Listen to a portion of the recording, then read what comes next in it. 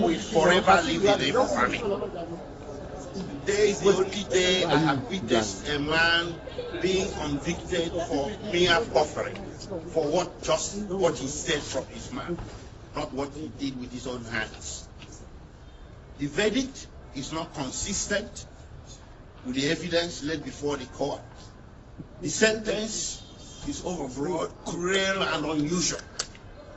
How can you convict a man for making mere broadcasts from a location that was never named, and he never started that broadcast to any single incident of violence, or even someone slapping someone, not to talk of terrorism? He did all this. He didn't lay any evidence. I don't know where this whole verdict can be grounded in law, logic, or facts. We disagree with the judgment vehemently, and we are going to fight it from here onwards until justice is done.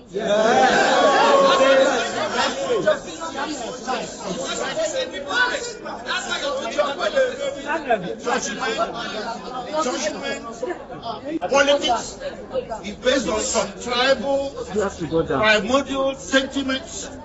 Just because Nnandi Kalu is Igbo, an Igbo man has become the person in Nigeria that should be trampled upon. I'm not saying this because I'm Igbo. I'll say it for the Hausa or Yoruba who gets trampled upon. But today we saw an Igbo man being trampled upon, and by God Almighty, we are not going to allow it. Nobody is going to trample on me. Nobody is going to trample on Nnandi Kalu. Nnandi Kalu is not a terrorist. He's a man that was pursuing change. To pursue a separate nation of yours is not a crime. So in Nigeria today, if somebody says don't be silly, you get convicted. Nnandi Kalu may broadcast, and so what? And you convict him for terrorism for mere words in the Federal Republic of Nigeria. What kind of precedent is being laid? So from here, we are heading to the Court of Appeal.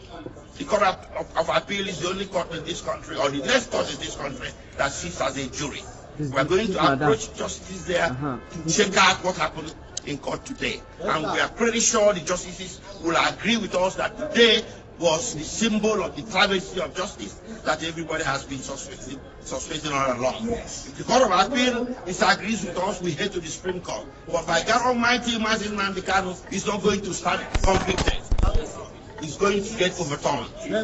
Thank you. First of all, I want to talk to the Igbos that nobody should take laws into your hand. I'm assuring you, this judgment is predicated on anger. Thank God that the judgment was streamed live and everybody watched it. You will see the anger in delivering the judgment, and it's not predicated on law. Now, I also want to let you know that this charge, that the investigation that gave rise to this charge was not investigated, because Nnandi Kalu's purported statement was rejected by this court, and they did not tender any document as the investigation report. That is to say, the investigation was not, the offense was not investigated. Having said that, also something that happened in court today. Nnandi Kalu filed a matter in Court of Appeal. And he's asking, my Lord, that particular matter I filed in Court of Appeal anchored on this particular issue. Please, can you just suspend this judgment? Let Court of Appeal direct what to do. My Lord refused. Now, on the issue of anger, you journalists will bear with Nnandi Kalu that government, Nigerian government, and the judiciary are not fair to Nnandi Kalu. What do I mean? Nnandi Kalu was given judgment by Court of Appeal. Federal government refused to comply with that judgment given by Court of Appeal until after 8 days before the appeal against it. When we get to the Supreme Court directed prosecution what to do. Amend this particular charge. Nnandi Kalu was saying that, please, can you amend this charge? They refused. With the combined effect of all this, I'm assuring you that this judgment will not stand. And the Court of Appeal will do justice to it. Now, I also want to plead with the judiciary. Nnandi Kalu is representing himself because the court has given the prosecution a blanket order to detain Nnandi Kalu wherever they want. They should detain Nnandi Kalu where we have access to file his appeal, because he has 90 days to file his appeal. And the judge said that the judgment should be ready in the next 15 minutes. And also enjoy the media. We have the record of proceedings from the day till today.